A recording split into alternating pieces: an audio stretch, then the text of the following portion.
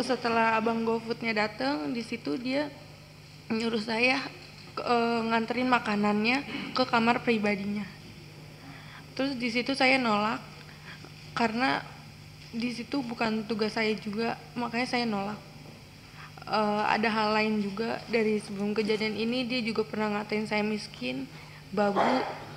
Terus dia juga sempat ngomong, orang miskin kayak lu nggak bisa masukin gue ke penjara, gue nih kebal hukum. Dia sempat ngomong kayak gitu. Terus saya di situ mau resign, tapi ditahan sama adiknya si pelaku. Akhirnya saya dan karyawan yang lain minta untuk bikin perjanjian kalau saya nggak mau ngantri makanan si pelaku lagi. Dari situ saya nolak. Pas saya nolak berkali-kali, dia ngelempar saya pakai patung, terus ngelempar saya pakai bangku, habis itu ngelempar saya pakai mesin edisi BCA. Habis itu saya ditarik sama ayahnya si pelaku. Terus karena HP sama tas saya masih di dalam, akhirnya saya balik lagi ke dalam, tapi saya malah dilempari lagi pakai kursi. Akhirnya saya kabur ke belakang ke tempat banyak oven. Di situ saya nggak bisa kemana-mana. Akhirnya saya dilempari lagi pakai barang-barang.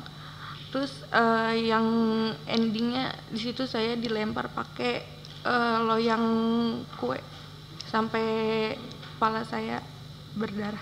Jadi berkali-kali itu Mbak ya? Iya. Dari jam 9 itu ya? Iya. Pertama setelah dia minta Mbak Dwi mengantarkan makanan, nggak mau, dia sudah melakukan melempar.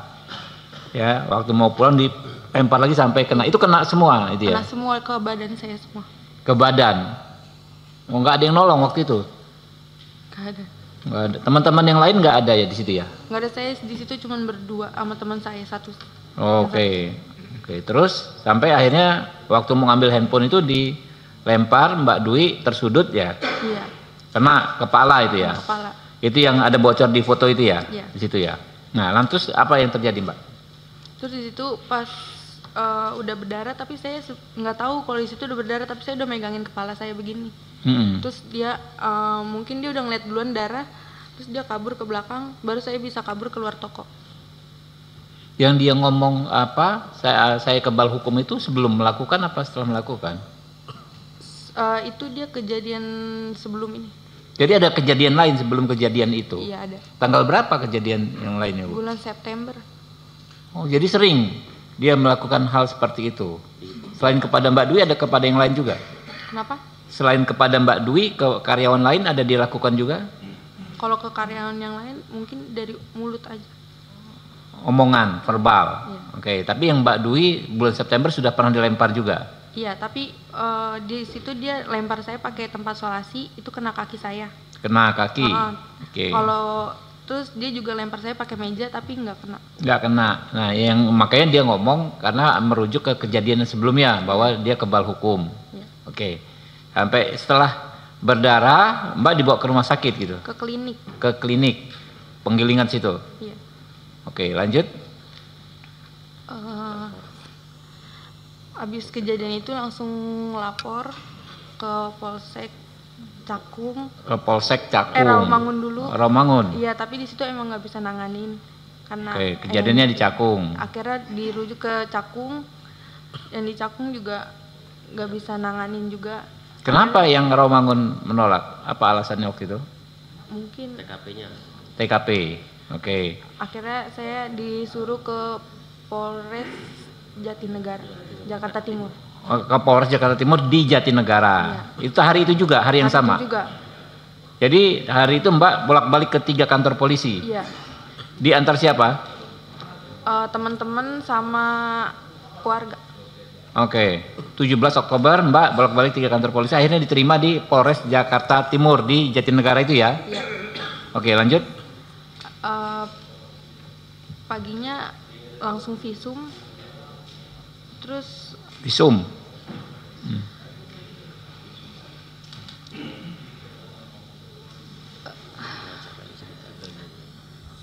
Ada cerita juga yang tentang pengacaranya. Saya sempat dikirimin pengacara dari pihak pelaku. Tapi awalnya saya nggak tahu kalau itu dari pihak pelaku. Dia ngakunya dari LBH, utusan dari Polda. LBH utusan dari Polda? Iya, dia ngakunya. LBH apa?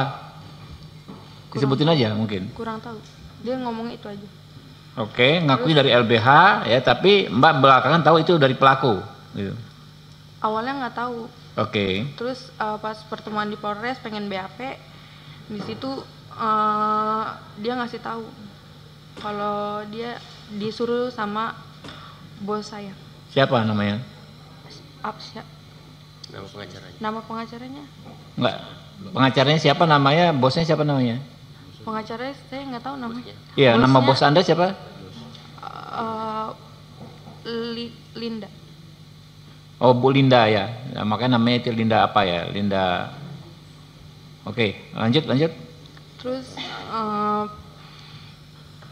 akhirnya mama saya ganti pengacara. Di situ pengacara yang keduanya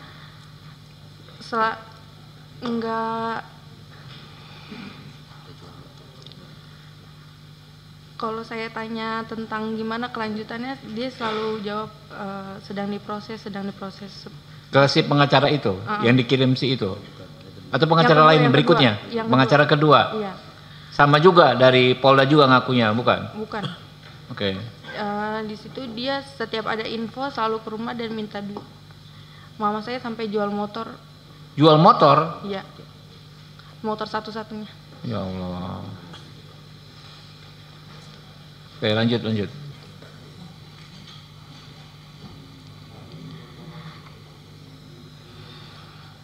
Lanjut, santai aja.